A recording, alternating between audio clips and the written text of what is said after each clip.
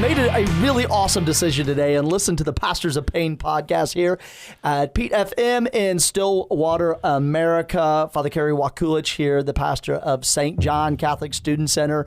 Currently just a mud hole. Well, not really a mud hole, a pile of dirt with a bunch of child envious Tonka toys that move around that dig big holes and stuff like that, and a bunch of equipment. So I'm the pastor of St. John Catholic Student Center. I'm here with my sidekick, Father Brian O'Brien. Father O'Brien? Father O'Brien. That's right. Father Brian O'Brien and I are not in the same studio today. He is in another studio, which is his car, driving to somewhere he's out doing priest stuff today, and he couldn't be here. So I have a great treat for you all. I know. After our Advent sort of come to Jesus podcast last week of not celebrating Christmas way too early, that was not last week. That was a couple weeks ago. Wow, time flies.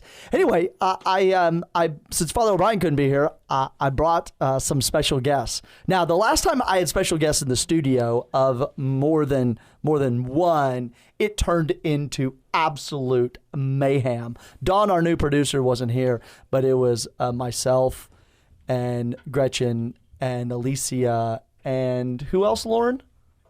Robert Williams. Oh, yes, and our seminarian Robert Williams, who lives in Rome right now. And it turned into absolute mayhem in about 3 seconds. So we're going to try to keep this really restrained. And really, I think today, with both Lauren and Taylor and Matt, who work on the development staff at St. John Catholic Student Center, I think we're going to talk about like how the church shares the gospel. Yeah. We know that the church shares the gospel by like proclamation. We talked about the kerygma on previous occasions. And there's this how. A bishop said to me one time, he said, just remember this, Kerry. If there's no money, there's no mission. There's no money, there's no mission. And so I've had that sort of like in the back of my mind. And so I brought Matt Bond, who's our Director of Development at St. John Catholic Student Center, Lauren Lacy, who's our Assistant Director of Development, and Taylor Uribe, also known as Taylor Akins, as she's has a small baby in her womb right now. And she is on our development staff as well, and also does all our communication and all that fun stuff, right? Isn't that right, Taylor? That's correct. Wow. You Okay. got my name right for the first time in a few years. That is true. I corrected myself. My name is not Uribe. So Matt Bond and I are going to sort of bounce this conversation around, and I hope you all enjoy it. And Lauren and Taylor are going to dive in components. So, Matt, how long have you been working at St. John? Yeah, I've been, I guess, almost 6 years. December 5th will be the start of the 6th year, yeah. 6 years? Yeah. Oh, so Matt, you came on during the sort of exchange between St. Francis, Xavier, New Catholic Church being built, right? Right, absolutely. It was a unique time because you hired me to come in to raise the funds to run the student center, knowing that in the near future, those who gave in the collection, the permanent parishioners of Stillwater, were going to go over to St. Francis. So I was tasked with the fun job of figuring out how to still fund the mission that was going on at St. John. And what'd you find out on your seventh day of work? Actually, it was my third day of work over breakfast. I'm sorry both.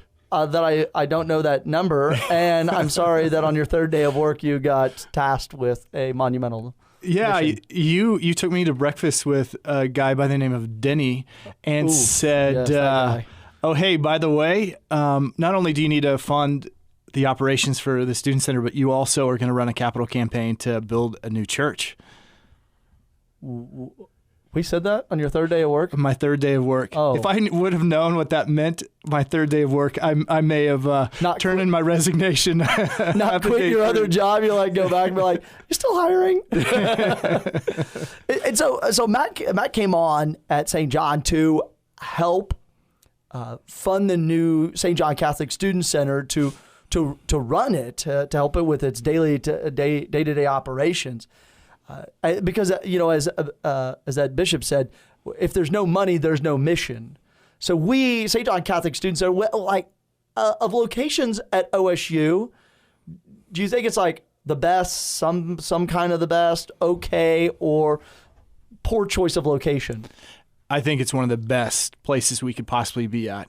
I mean, as you say it all the time, what other place on campus that's free to, or open to public to buy can you have 40,000 people walk by 8 times out of the year, right, plus multiple game days? I mean, we have hundreds of thousands of people who could potentially walk by every year. What do you think it means? Like, you were a college student at OSU.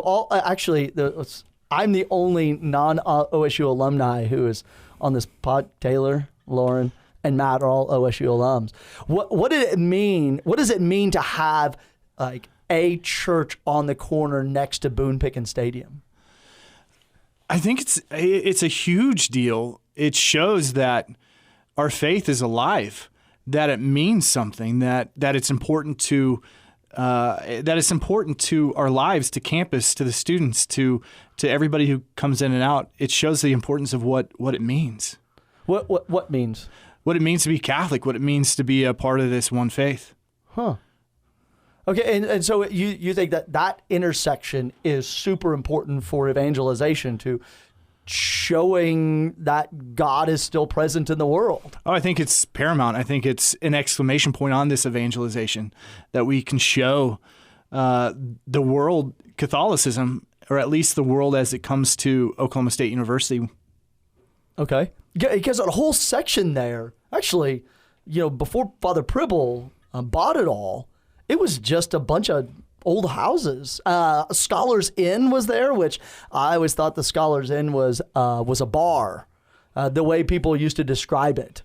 The section of Stillwater. And so when Father Pribble bought it, there was nothing there. And so Father Pribble had this vision that the best place to build a church to share the gospel with Oklahoma State University, the college students, and anybody walking by, was 201 North Knobloch.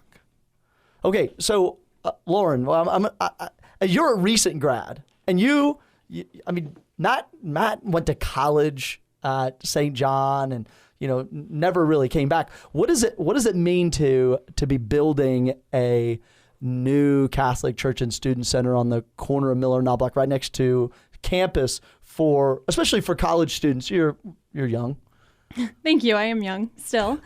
I think that kind of Matt said it perfectly, but I think that it means a great deal. I was involved in a lot of things in college. I was involved in a sorority, and we see all these big, beautiful Greek houses going up and all these different athletic buildings. And I think that, that shows what's important. And so I think that it's phenomenal that at the same time all those things are going up, we need a new, huge, big, beautiful church, because that is still important as well. And that's important to our college kids. We see, 700 kids come to Mass in a weekend, and that shows that the faith is alive and the faith is young, and that, it's just as important as big old Boone Pickens Stadium and Greek houses and anything like that, and even more so to our students. Wow. Great words. Thank you. We'll come back to Taylor in a second. I'm gonna pick her brain. I'm gonna get her little mind rolling over there. But what we're doing here in Stillwater, with Father O'Brien, his parish at St. Francis Xavier. How did St. Francis Xavier end up from Spain to dying off the coast of China? And how do you think he ended up there, Matt? I have no idea. You have no idea? I have no idea, yeah. What did he get in a phone booth? Either A, did he get in a phone booth and transport like Bill and Ted's Excellent Adventure? You remember that movie? I do remember that movie. Did he either Party Time? Yeah, Party Time. Excellent. Excellent. Yeah. Wait, no. That was Wayne's World. Oh, that's right. Yeah. You I butchered totally it. disappointed me. I thought we were one there for a minute, and now we're not. Bill and Ted's Excellent Adventure was they had this phone booth that would travel back in time. And that's not how St. Francis Xavier got I'm there. going to guess no. Okay. Do you know he got there either B, on a kite, I'm going to guess no on that one as well. C, on a boat. That, I think, is the winner chicken dinner. Okay. And so the faith that we have, that we're building here in Stillwater, it has its origins like way back in church history. It's not just like, oh yeah, we just build churches and sort of put them on corners of cities. They're meant to be built to evangelize, and that's what Francis Xavier, who we named this church after over here, that's what he did. Like he was there's a stained glass window at St. Francis Xavier in Tulsa, and it says, "The pleasure-loving college student Francis." And then it shows in the windows the conversion of Francis Xavier as a young sort of knuckleheaded college student in Spain, and then meeting Ignatius of Loyola, and then going out on mission to share the gospel of Jesus Christ throughout the world. And so that's actually connected. Have you ever read any of y'all ever read the Acts of the Apostles? You could say yes. You said where, Lauren? I said I hear it in Mass. You hear it in Mass. When do you hear the Acts of the Apostles? Does anybody know? TikTok. Don, you've been Catholic all your life. Taylor's been Catholic, and she's got opinions. When do you think? Here, let me give you two. You either hear it A, in Lent, B, from the 1st to the 15th weeks in ordinary time, or C, Easter. Which one do you hear? The Acts of the Apostles. I would take B. You going to take B? I'm going to say B as well. You're going to say B. What was B? Because I made all three of them up. First 15 weeks of ordinary time. I totally guessed that. No, it's C. It's Easter. It's the Easter readings are the Acts of the Apostles, of sending out, like the adventures of Paul and Timothy, of Mark, and them going out to all these parts of the world. It's very similar to. Have you ever read the Iliad? No, Lauren, you've read the Iliad? All of it, or bits and pieces? We had to read bits and pieces in school. I mean, how much I paid attention. Yeah, we used to. There's this buddy of mine in seminary. We would have these long road trips from. I would go to Wisconsin with him every year during Thanksgiving, which Thanksgiving is coming up. And we would just take an audio book and listen to it the whole time. And so on 2 road trips, we entertained ourselves with the Iliad and the Odyssey. First the Iliad and then the Odyssey. And what was it? It was this, fair-winged Odysseus going to these little places, these little islands. And if you ever read the Acts of the Apostles, what's the Acts of the Apostles? The Acts of the Apostles is Paul going to all of these little places to share the gospel. I mean, St. Paul's letter to the Ephesians is to the town of Ephesia. Ephesus. Here, let me do them backwards. The town of Thessalonica. St. Paul wrote the letter to the Thessalonians. Yeah! Woohoo! He wrote the letter to the Thessalonians. The town of Thessalonica is still there. St. Paul's letter to the Philippians is to the town of Philippi. And so he went on all these like little adventures. But how did he get there? Matt, how do you think he got there? How do you think St. Francis Xavier got across the ocean? I'm, again, saying a boat. He got there on a boat. Do boats pay for themselves? They don't. You've got to pay your way. You got to buy a ticket. You got to pay the captain, however they did it back in the olden times. How do you think they did it? Like Titanic steamers sort of thing? Or by wind? By wind. Wind and rowing, probably, yeah. A little combo. So how do you think, what do you think about the church's needs then? So the gospel gets around the world. It gets it, is handed on to us. Like, Taylor, who taught you your Catholic faith? My parents, and my parents learned from their parents, and their parents learned from their parents, and so on and so forth. But where did, like, your maiden name is Uribe. Where does Uribe come from? I'm Spanish Basque, so. Spanish Basque, and how did you end up in California? Bill and Ted's Excellent Adventure, a phone booth. Did you come over? Somehow we got here. I don't know. We just. Somehow. Yeah, I mean, most people get here like on ships. Like my grandparents came through Ellis Island on a boat from Ukraine. Well, not directly from Ukraine, but that's how people get places. They get here by transport, and the gospel, as we're sending it out, the gospel has to have help to go. So, what is, like, when you talk to people about helping support the mission of the church, how do you, Matt Bond, how do you connect them with the good news of the gospel? Say it again, Father. I'm a little confused at what you're asking. Okay, so people, you want them to help support the church because the church has a mission to evangelize. Mm-hmm. Right. And it can't do this mission without support, financial support. Right. As St. Paul didn't get around to the town of Thessalonica on his good looks and charm. I mean, I got nowhere on my good looks and charm. How do we help people understand the mission of sharing the gospel and helping people financially to do it? I mean, I think it's by invitation. You invite them to join. You invite them to remember what it was like to be in that ministry. For instance, St. John, remind them what it was like to be at OSU. Remind them what it was like to be a part of something in need, of something greater than themselves.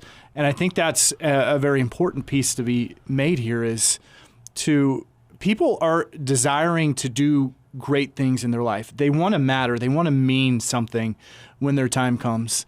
And I think through sharing your mission, we have an amazing opportunity in our Catholic faith. We believe in it so much and we're so passionate about it that we can invite people to join this mission, to be something greater than themselves.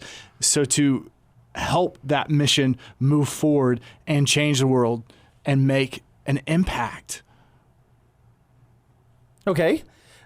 What do you think they told Boone Pickens when they were building Boone Pickens Stadium? I think with Boone Pickens, it was a conversation about we want to take a program and turn it to the best program in the country. They wanted to take the football program, for instance, and turn it into the greatest collegiate football program in the country. And they went to him and said, hey, this is what it takes in order for us to build this or to do this. And one of the most important things is to take our dilapidated Whoa. Hey, what was the name of the stadium before? It was the... it wasn't Owen Field, Matt Bond. It wasn't Owen Field. I just saw you said Owen Field? Yeah, I can't remember what it was called before Boone Pickens. Whoa. All you are OSU alums? It's been so long. Matt almost said Owen Field. That's Norman, Matt Bond. I was not going to say Owen Field. I read your soul. Okay, so... But they came and they said, hey, in order for us to turn the program into what it needs to be, one of the biggest things is we need a new stadium. We need to take our dilapidated stadium, the Rust Bucket, and turn it into what it is today, the beautiful Boone Pickens Stadium. And that's all they said to him? I mean, what makes a man want to give a lot of money to the mission of OSU? Again, it's back to this making a difference, making your stamp on the world. They gave him the opportunity to do something greater than himself. When he dies, he's left behind a legacy that only he could leave behind. And I'm sure that was a piece of what was told in the conversation. So when they're out there looking at Lewis Field. Thank you. You're welcome. You could have helped out a little while ago whenever I was struggling. Well, that was and you put Owen Field into my mouth. I put Owen Field into your head. But, when Lewis Field, when they were looking out the window at Lewis Field and they say, we can do something really incredible here. Yeah. We can do something beyond most people's wildest dreams. When my best buddy Chuck came back from, he hadn't been in Stillwater in 20 years when he graduated. And he came back a couple months ago, and he looked at Boone Pickens Stadium and went, "What is that?" He's like, "That's not Lewis Field." But that's what it is. It's people have this vision and they have this excitement and they say, we want to share the good news of Oklahoma State University with thousands of people. Not just thousands of people, 10,000 people. A couple weeks ago, we had that game against, who did we play that we beat the snot out of them? I can't remember. That's what we've been doing all season. It wasn't KU because KU had played Texas and Texas lost. It wasn't OU because OU lost to Baylor. What was the blackout game, Lauren, that we went to? It was TCU. Oh yes, TCU. Yeah, TCU. When we put a Kicked thumping, them. when we put a thumping on the Horned Frogs of TCU, and so when people are showing up to Boone Pickens Stadium, like that stadium it wasn't kind of full, it wasn't majority full, it was super full.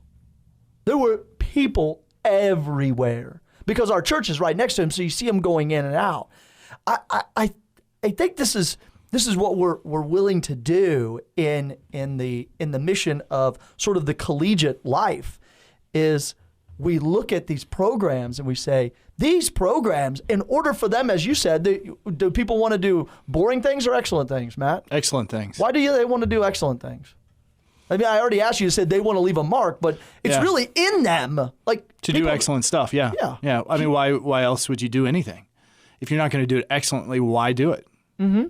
So they just look out and say, we want to make Oklahoma State University the best college in the country. We wanted to make it the best engineering school and the best teacher preparation school and the best, fill in the blank school in America. And we want to have the best football program. And this is the mission of the church. The mission of the church is like, we have the best thing, which is Jesus and his sacraments and the church. And what do we want to do with this? We don't want to just keep it in our pockets, like a walnut or a pocket knife. I don't know why I said walnut, but I got a pocket knife and a walnut in my pocket. Both of them. I just tapped them both. And or a rosary. We don't just keep our rosaries in our pocket. We don't want to keep as the parable says. It's not supposed to be just kept under a bushel basket. It's supposed to what? You're supposed to illuminate the room, illuminate the world. And that's the passion. St. Francis Xavier. When you were 25, were you willing to get on a ship to go to the middle of nowhere? No, I didn't even know what way was up when I was 25. I had no direction. You had no direction? I had no direction at 25, yeah. What, Sandy didn't put the hammer down on you? It came later. That came, what age did you get married? 24, almost 25.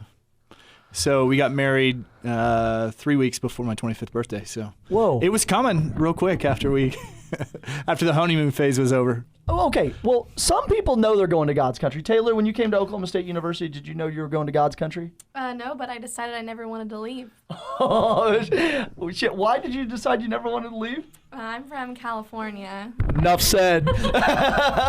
But you found this place beautiful, and you love Stillwater, and now you're raising your family here, and you got married here, and your family is all moving here. And this is the beauty of this town and this college, God's country, as Tom Ritchie and Mary Ritchie always remind me. Father, you're glad you live in God's country. But this is also what we're doing as a mission of St. Francis and St. John. Our mission is to evangelize. And Father O'Brien said to Lauren the other day, what was the question he asked you? He said, does the church ask for too much money? What was it? Oh yeah, he said, do you think the church asks for too much money? No. I say no, because what are we doing? We're building beautiful shrines and temples to the living God football, right? Right, exactly. And beautiful things, they cost money. And we're also building these beautiful buildings on campus. And the gospel needs help. And because the Pillar article a couple weeks ago just talked about like the declining of the Christian life in America. And so we sent evangelists out. Thomas went to India. Marco Polo found Catholics in India.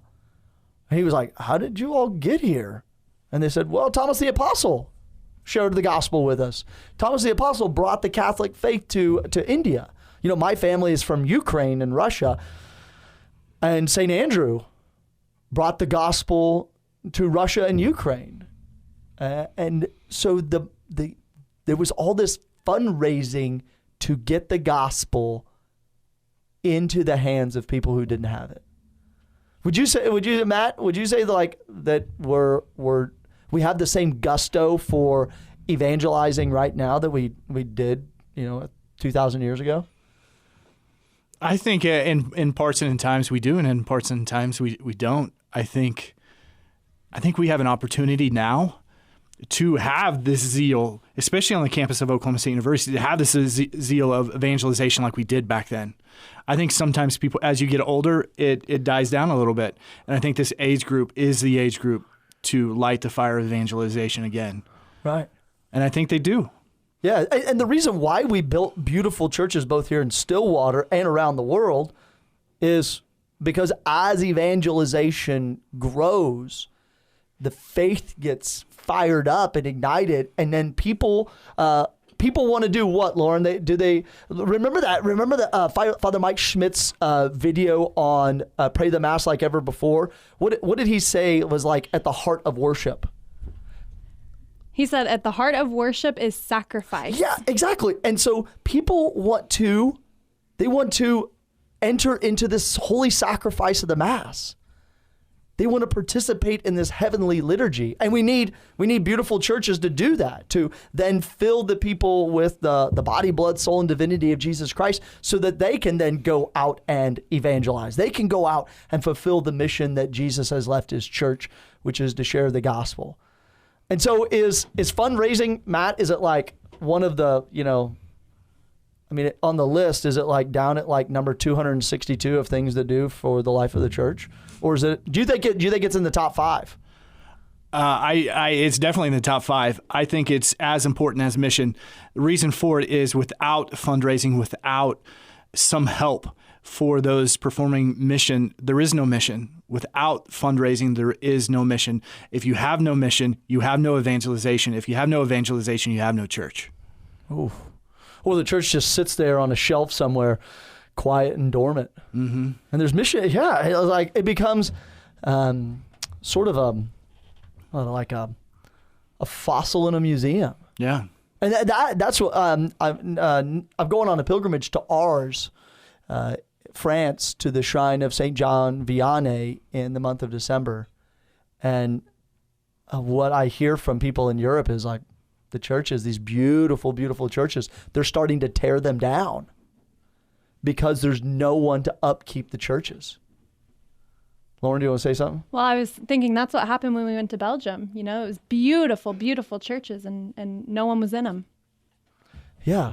There was that. We were in Maastricht in the Netherlands with all those students. That lady started like crying. Mm-hmm. Yeah, because we came in and it was, I don't know, there were 15 of us, and we packed that church, a few rows of it at least, and she just started crying because she said, I haven't seen so many young people in the church. Wow. So you're out there listening, and maybe you're on another planet. Maybe you're on a Mars rover riding around, or you're on a asteroid belt somewhere out there in the Andromeda Galaxy, or you're here in Payne County or around the United States, and you're listening to this podcast, and you're like, how can I help the church grow? Well, first go talk to your priest and be like, I want to help the church grow in my parish and in my local area. How can I help the church grow? We have missionaries from Focus. There's missionary groups all over the United States and even in Canada. There are missionaries who live in the missions in Africa, in Central and South America, in Appalachia. They are all over the United States as missionaries. And they all need help to share the gospel, especially us here in Stillwater, America, St. Francis Xavier, St. John Catholic Student Center. So as you're coming to the sort of, the end of your year, and you're thinking like, I got a ton of cash to give away, or actually, I want to make a sacrifice to God. I want to give God some of my money. Talk to us. So I'm Father Kerry Wakulich, pastor of St. John Catholic Student Center. Father O'Brien can't be here today. I'm here with my staff. Remember, come to Stillwater and pray for us. Peace.